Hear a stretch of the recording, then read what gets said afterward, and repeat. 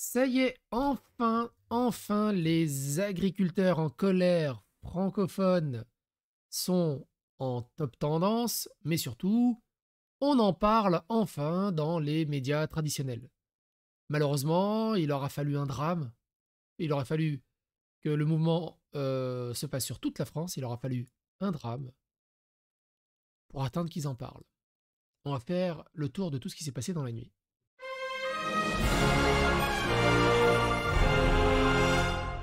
Attention, please.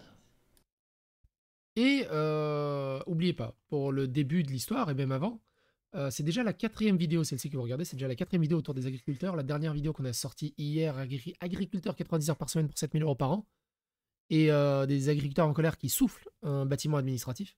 On en a parlé dans la vidéo d'hier. Aujourd'hui, on va voir ce qui s'est passé dans la nuit, en fait. Dans la nuit du 22 au 23 janvier. On a les agriculteurs en colère qui ne veulent pas suivre leurs responsables syndicaux. À Toulouse, le responsable de la FNSEA s'est fait huer par les manifestants. Ta gueule, vendu. Si la base est aussi en colère et s'affranchit de ses représentants, le régime aura du mal à juguler cette révolte. C'est très positif. J'espère que ces agriculteurs réussiront là où les gilets jaunes avaient échoué. Ces pourris de Black Blocs auront du mal à pourrir ce mouvement. Un petit échantillon de l'ambiance.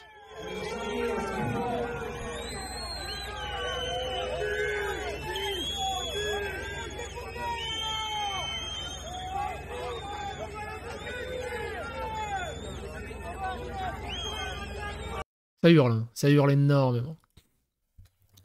Des centaines d'agriculteurs bloquent l'autoroute A62 entre Toulouse et Bordeaux dans les deux sens. Convoi de tracteurs sur Agen. C'est assez impressionnant, mine de rien.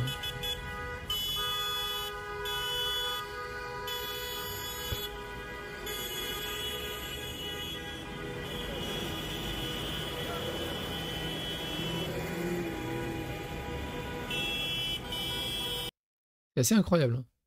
Des agriculteurs bloquent entièrement le péage sud de Perpignan sur l'autoroute A9. L'action a été organisée indépendamment des syndicats agricoles. Les agriculteurs sont prêts à se mobiliser pendant des jours. Il y a aussi un ras-le-bol des syndicats, hein, c'est assez impressionnant. Hein. Il y a un ras-le-bol de la CGT, il y a un ras-le-bol de toutes les associations, il y a un ras-le-bol de tous les syndicats parce que ils voient les incointances et du genre non mais on va faire grève si vous faites pas ça, mais si vous me donnez un petit bonus en dessous un peu derrière, on va faire en sorte de pas faire grève et tout. Et ça commence à se voir, ça commence vraiment à se voir. Si bien qu'on va peut-être en parler dans une prochaine vidéo, mais est-ce que vous avez entendu parler que la CGT fait un plan social? La CGT qui lutte contre les plans sociaux, elle-même fait un plan social. Bizarrement, il n'y a pas de manif pour lutter contre ce plan social honteux au sein même de la CGT. Pourquoi personne n'en parle? C'est trop bizarre. La France ne peut c'est Philippe Devilliers ou c'est le vrai? Ouais, ça a l'air d'être... Non, c'est pas le vrai. C'est un soutien de Philippe de Villiers qui dit « La France ne peut subsister sans ses paysans, ses pêcheurs », la raison de la colère qui monte par Philippe de Villiers. L'autoroute A9 en direction de l'Espagne a entièrement paralysé les agriculteurs au niveau du péage sud de Perpignan. Une révolution éclate lorsque d'en haut ne peuvent plus, ceux d'en bas ne veulent plus, et ceux du milieu basculent à ceux d'en bas. Le gouvernement européen devrait écouter Lénine en matière de soulèvement, ils s'y connaissent un peu. D'ailleurs, on l'a vu hein, dans les précédentes vidéos, le soulèvement des agriculteurs se fait à l'échelle européenne. Que ce soit en Allemagne, en Roumanie, en Bulgarie, en Suède, enfin c'est vraiment partout. Des agriculteurs bloquent la centrale nucléaire de Golfech dans le Tarn-et-Garonne. Un agriculteur sur 3 gagne 350 € par mois en se levant tous les matins. Un glandeur au RSA gagne 280 € de plus. Et on l'a vu, hein, les glandeurs au RSA qui profitent du système et qui t'expliquent qu'ils vont pas bosser et tout le bazar, blablabla. On a fait plusieurs vidéos là-dessus. Péage d'Agen bloqué pour une durée indéterminée. Les agriculteurs filent droit sur l'autoroute et ils vont bloquer les 2 voies. Jérôme Bay, l'agriculteur, on est prêt à monter sur Paris et paralyser la capitale avec nos tracteurs. 200 tracteurs bloquent désormais l'autoroute A62 dans les deux sens, en circulation du niveau de sortie d'Agen. Bravo à CNews pour cette initiative pour montrer votre soutien aux agriculteurs en colère. J'espère que d'autres chaînes vont copier, mais nous n'oublierons pas que vous étiez la première. C'est très intéressant, mine de rien. Franchement, pour moi, c'est une première aussi. Ils ont mis leur logo à l'envers.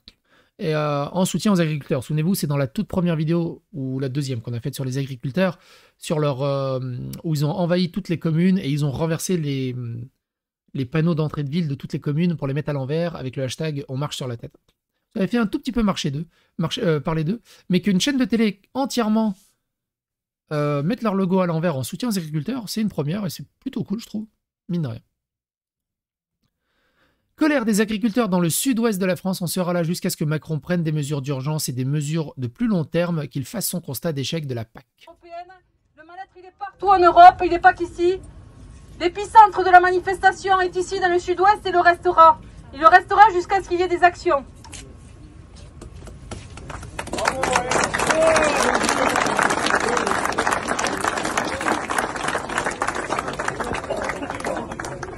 Maintenant, on va tous repartir dans nos tracteurs. On va repartir sur l'ancienne route d'Agen jusqu'au Gravier. Et on va prendre toutes les voies. On prend, au Gravier, il y a 4 voies, on prend les 4 voies. Là, bon, là au départ, ça va être un peu le bazar parce qu'il y a les poids lourds. Mais dès que les poids lourds sont passés, on prend les voies de droite et les voies de gauche. 3 par voie, 5 par voie d'abord au Gravier. On traverse le Gravier et on va jusqu'à l'autoroute. Et on est là jusqu'à ce que Macron il prenne des mesures d'urgence et des mesures à plus long terme, qui fasse son constat d'échec de la PAC, de la politique européenne. Le mal-être, il est partout en Europe, il n'est pas qu'ici. L'épicentre de la manifestation est ici dans le sud-ouest et le restera. Il le restera jusqu'à ce qu'il y ait des actions. Oui, comme tu dis, Kirou, on n'en entend pas assez de ce genre d'accent. On a l'accent parisien partout, dans les médias partout. Eux, ils sont totalement sous-représentés. Il devrait y avoir un journaliste du JT avec un accent du Sud, par exemple, ou ce genre de choses, pour faire un peu de diversité, une diversité bienvenue. Il faut aussi ne pas oublier que l'accent parisien, c'est vraiment juste un pourcentage de la France, quoi. La grosse majorité a des accents du terroir, quoi.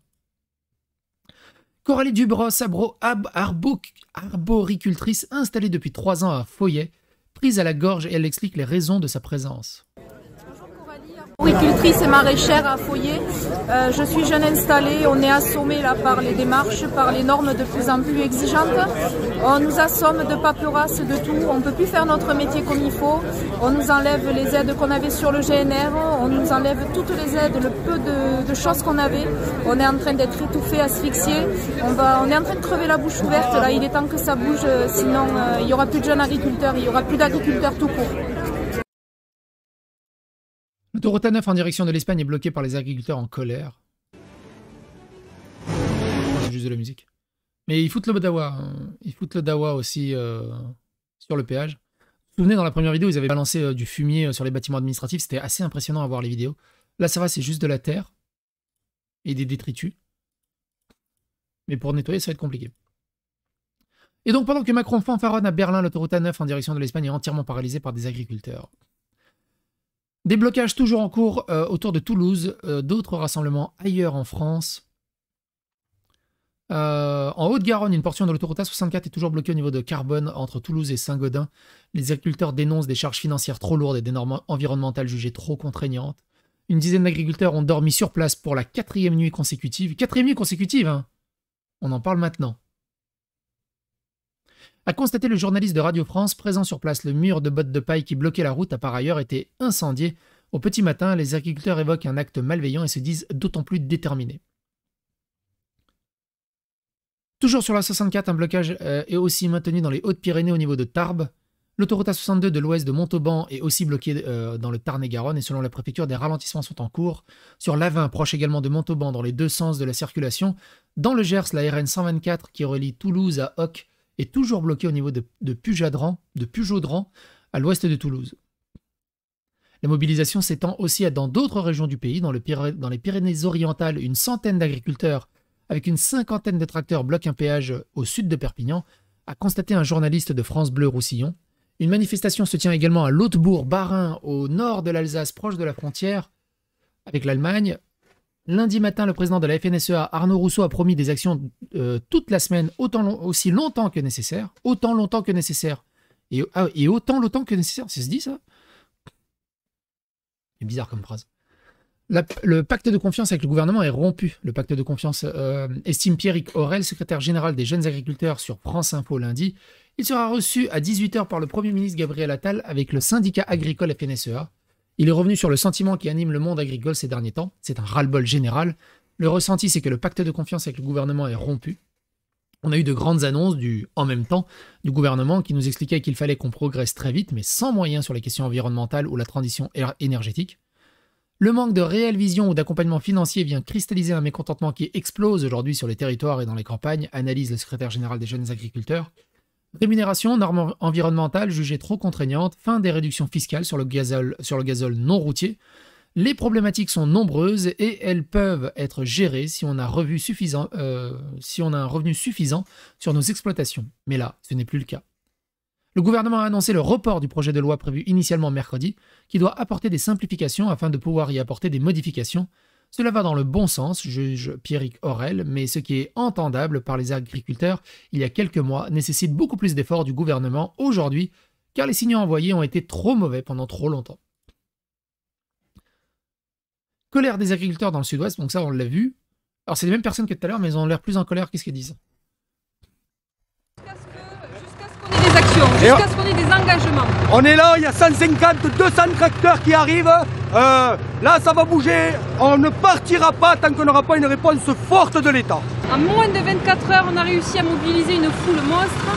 C'est pas pour rien, hein, c'est parce que tout le monde en a plein le cul. Tout le monde en a marre. Quand on voit le monde qu'il y a, il y a un ras-le-bol général, quoi. Nous, on demande à l'État des actions rapides et fortes, quoi. Et du blabla là, d'administratif là, comme annonce Fesneau, hors de question. Nous, on veut que ça bouge, on veut des réponses rapides. Et on veut de la trésorerie pour nos agriculteurs immédiatement. Et on veut moins de contraintes, on veut moins d'emmerdes, on veut qu'on nous laisse travailler. C'est plus possible. Et du coup, tiens, je vous vois parler de Sandrine Rousseau dans le chat, mais elle s'est positionnée contre les agriculteurs. J'ai même pas ouvert le truc, mais on va essayer de la trouver parce que c'est hallucinant.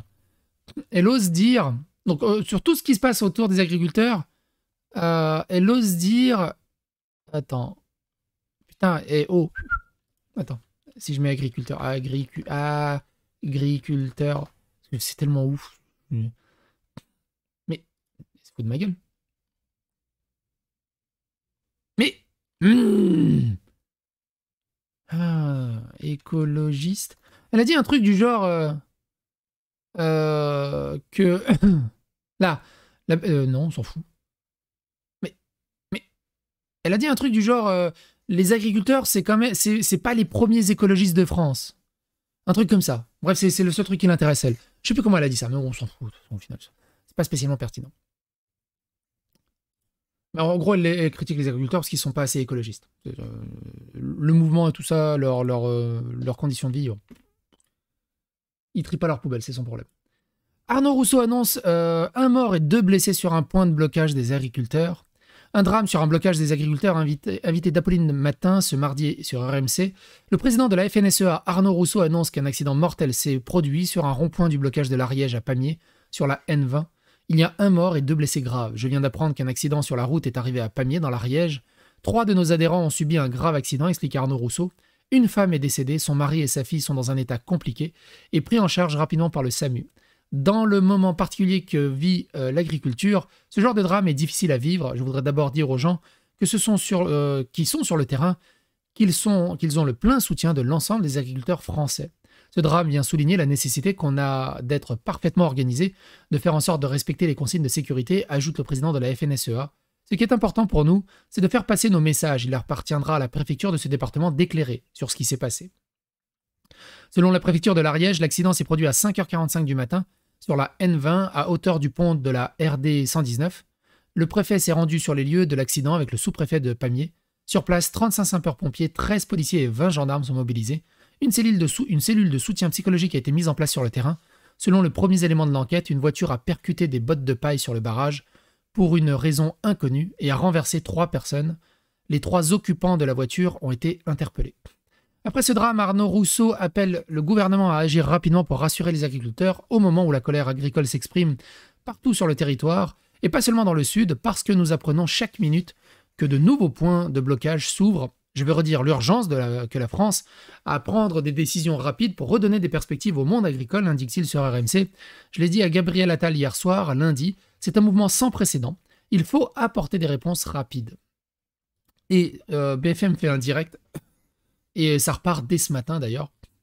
On le voit, on va reprendre, attends, regarde, on va reprendre directement. Nous, ça c'était dans la nuit, voilà, Tarn-et-Garonne, 6h26.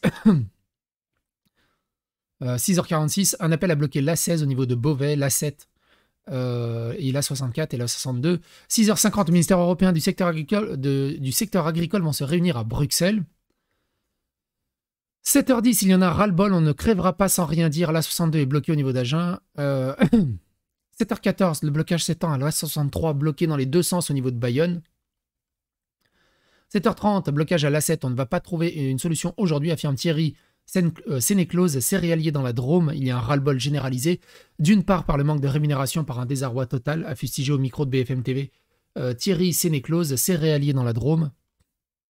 On est sur 30 à 40 années de réduction de revenus des agriculteurs. On ne va pas trouver la solution aujourd'hui, a-t-il ajouté. Et l'accident mortel, on en a parlé. Bref. Bon courage aux agriculteurs. Je sens que les journées qui vont arriver vont être assez compliquées. Mais au moins, ça en parle dans les médias. Enfin. On va voir jusqu'à quand. Bon courage à vous.